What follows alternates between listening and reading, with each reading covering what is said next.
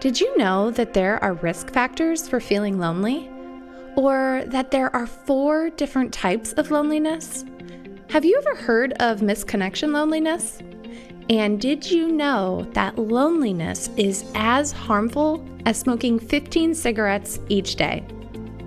If you've ever felt lonely, or if you're feeling lonely now, you're not alone. And I'm glad you're here because regardless if you have as many friends as William Scott, who holds the world record for the most Facebook friends, or if your only friend is a cat named Howard, this podcast is a must listen. In this 3-part series, we're going to cover loneliness, urbanization, social media, the canceled phenomenon, and I'll smatter in some brain-busting statistics. And as always, you're going to walk away with an exclusive set of solutions from the ACT method to combat loneliness, even amidst a worldwide pandemic. Welcome to my podcast. I'm Dr. Nicole Cain, a naturopathic doctor with a master's in clinical psychology and a former anxiety sufferer turned anxiety freedom rebel.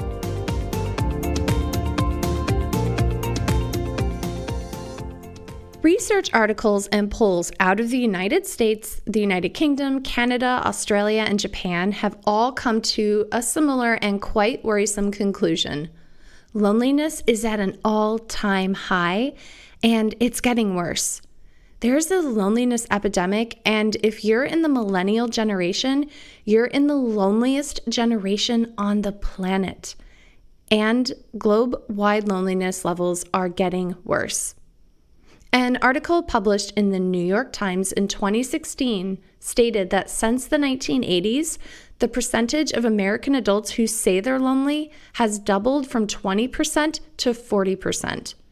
According to a 2018 national survey by Cigna, loneliness levels have reached an all-time high, with nearly half of the 20,000 U.S. adults reporting that they sometimes or always feel alone. An additional study conducted by the Japanese government found that the number of people who are withdrawn from social contact has doubled in the past decade.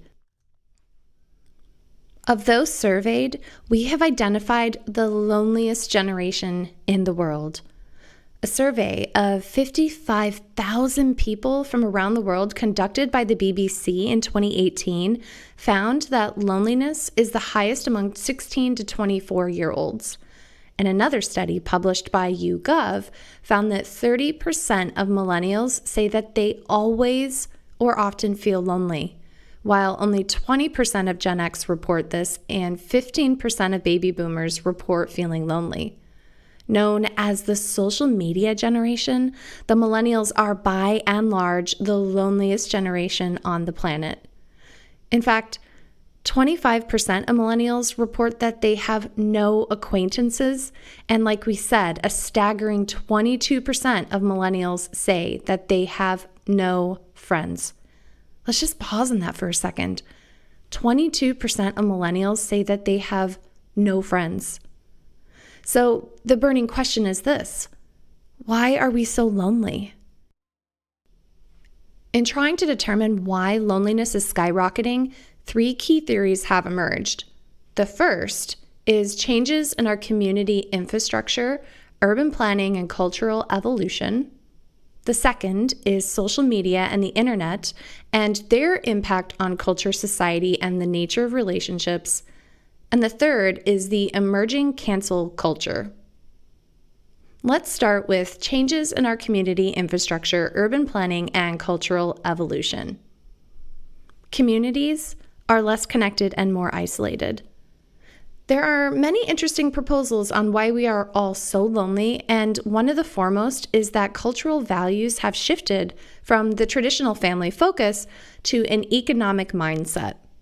Over the past decade, we have seen rapid decline in marriage rates, family sizes, and the number of children per household has reduced over the last decade, and less than half of the population is married. Explanations for this change point to what is referred to as the Affordability Crisis. According to a 2019 article published by Hillary Hofwer in Business Insider, The affordability crisis millennials are dealing with is impacting their mental health in a time when they lack social support. Upon viewing the economy from a cost of living paradigm, we find that 1/3 of American households are classified as financially fragile. This results in people working more hours at more jobs in order to stay afloat, leaving very little time for getting married, having babies, going to church, sitting on the front porch, drinking lemonade, or volunteering at their local bake sale. While the last of these sounds like I'm speaking in jest, according to the University of Maryland's Do Good Institute, volunteer rates have declined and fewer people attend religious and other types of spiritual institutes. So let's talk about urban planning for a moment. Urban planning plays a role in promoting or combating loneliness. In addition to growing cities, increased costs of living, housing shortages, stagnated wages, and life being busier, more frantic, and more isolated, we have a perfect storm. The juxtaposition between the relaxed community-centric world I grew up in and the big city paradigm that I went to medical school in was particularly apparent to me when I moved from the Midwest to Arizona for medical school. Picture Iowa in the 80s and 90s. Children ran around outside until streetlights came on indicating it was time to go home.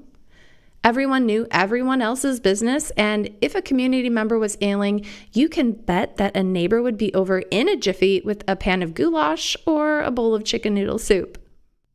May Day was celebrated by leaving little treats on doorsteps. Front doors were rarely locked, and adults sat on their porch swings and watched the changing of the seasons. 2 decades later, when driving through Arizona, I found myself surrounded by neighborhoods built with concrete and stucco, with each individual house surrounded by a 6-foot concrete and stucco set of walls.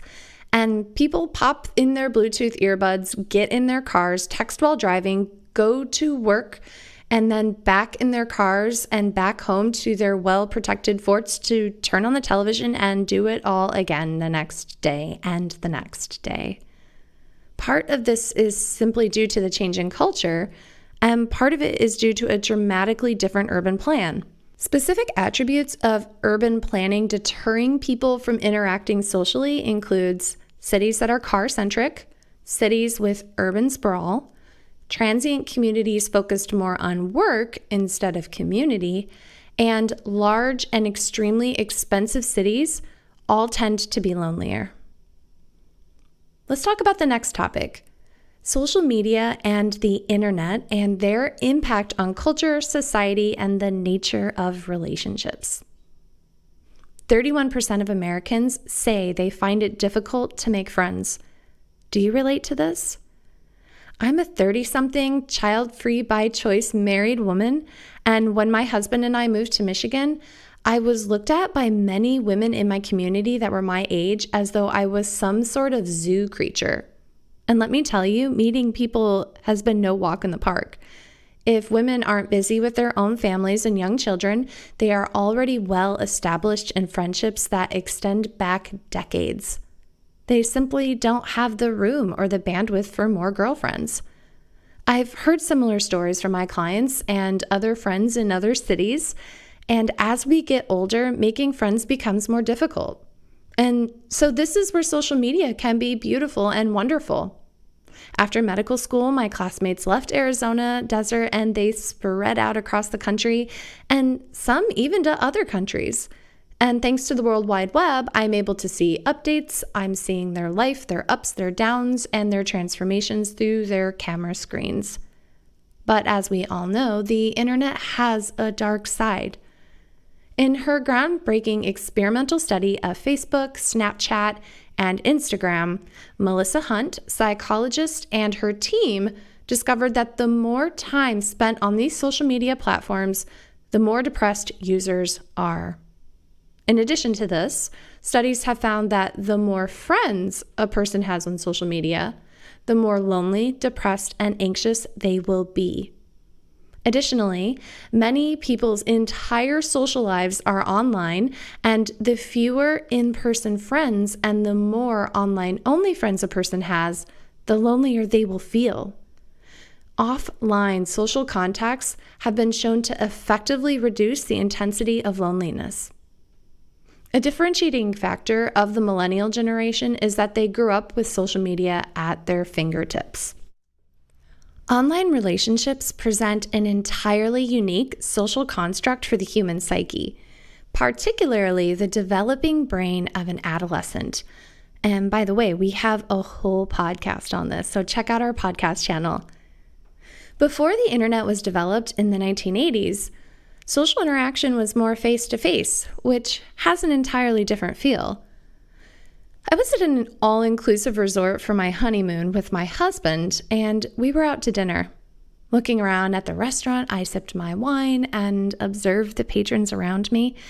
Of particular interest was another young couple who I later learned were also on their honeymoon. What stuck out to me and my husband, however, was that they weren't speaking to each other, but rather their heads were angled downwards and their thumbs were scrolling through their phones. When did we unlearn how to have dinner unencumbered by the constant stream of curated stimulation going into our brains from a device? Suddenly, we're no longer dependent on the direct feedback of our companions. In fact, if someone is annoying us, we simply swipe left, click unfollow, or block that person. Out of sight, out of mind. No need to stretch out of my comfort zone and look into this person's eyes and struggle to understand their side of the story. Instead, with a satisfying flurry of taps, swipes, and then poof, they're gone. Canceled. In-person conflict resolution skills have plummeted in the social media generations. I heard a galling story recently, and I want to share that with you after this quick break.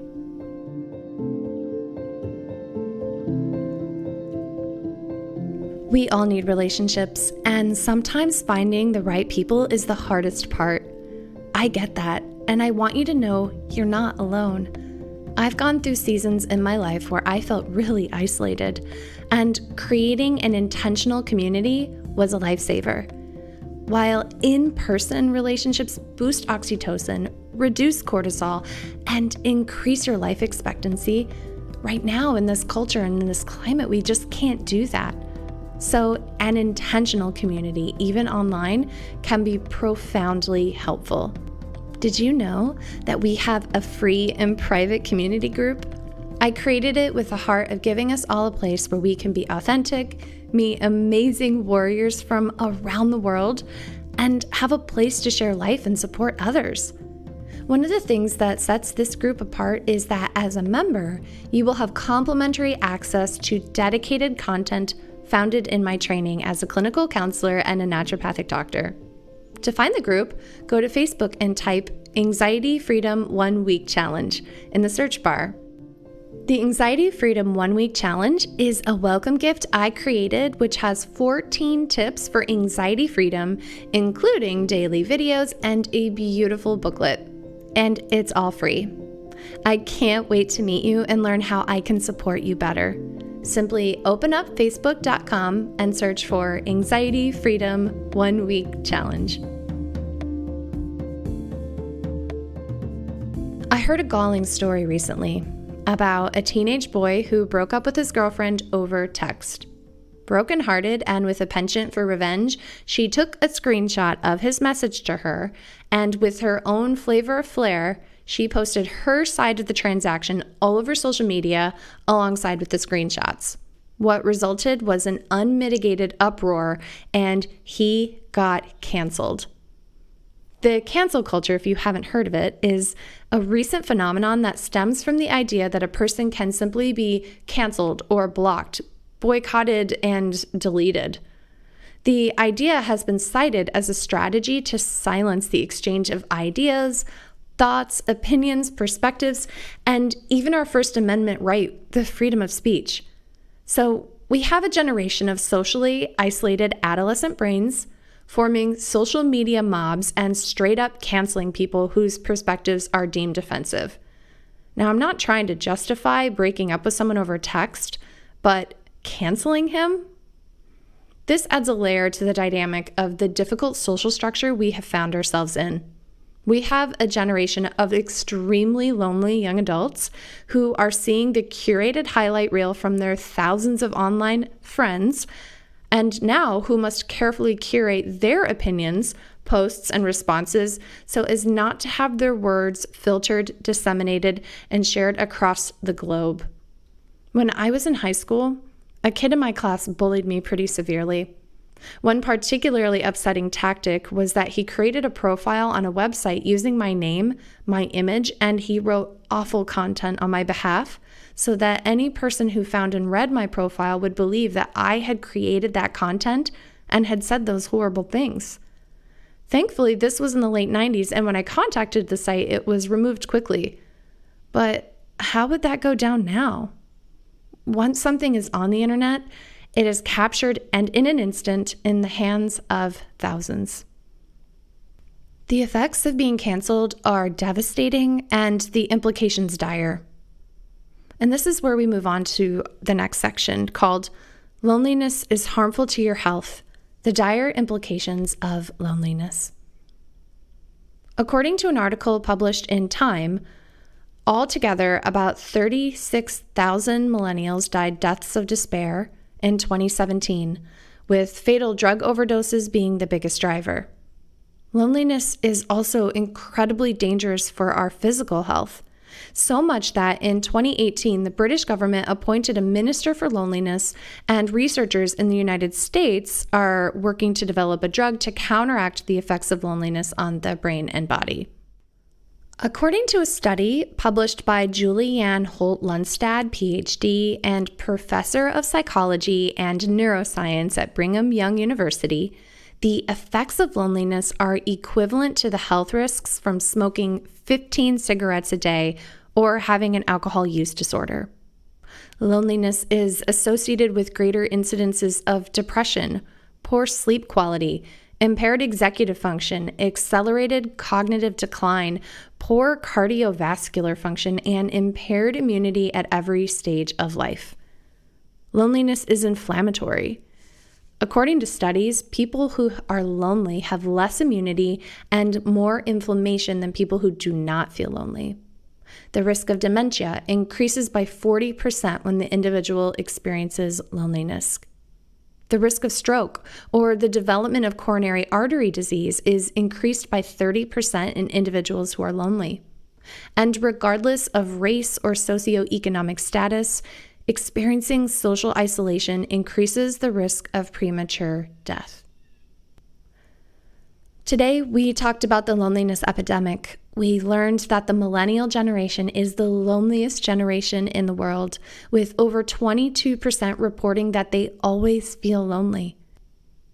We have explored 3 dominant theories on why the number of people suffering from loneliness has doubled in the past decade.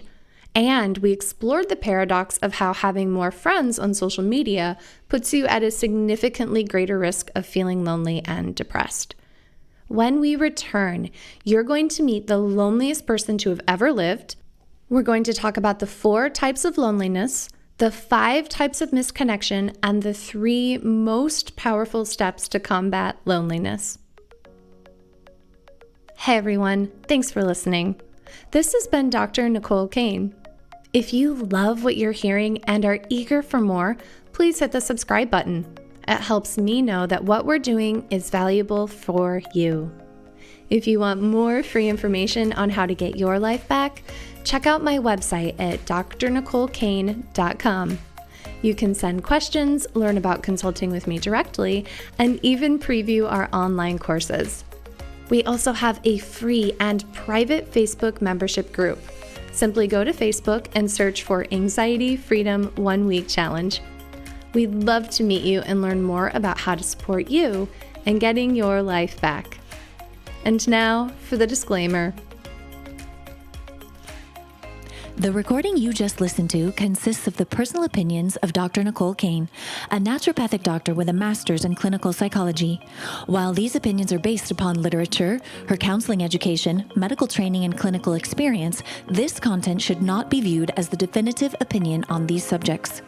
Listening to this podcast is not a substitute for any sort of medical, psychological, or other form of treatment. If you are in a crisis, please call 911 or call the National Suicide Prevention Line at 1-800-273-8255. If you're in need of counseling, don't hesitate to make an appointment with a counselor in your area. Dr. Nicole Cain is so passionate about people getting their life back. If this resonates with you and you think this podcast would help someone you love, please share it with them. Stay in the conversation with Dr. Nicole Cain about writing the next chapter of your life so that it plays out just the way you want it. Explore your options for working with her at www.drnicolecain.com. That's Dr. Dr. Nicole Nicole Cain CAIN.com. When you're there, be sure to take advantage of the free Anxiety Freedom 1-week challenge. We look forward to seeing you on the next episode of the Get Your Life Back podcast. Here's to your next chapter.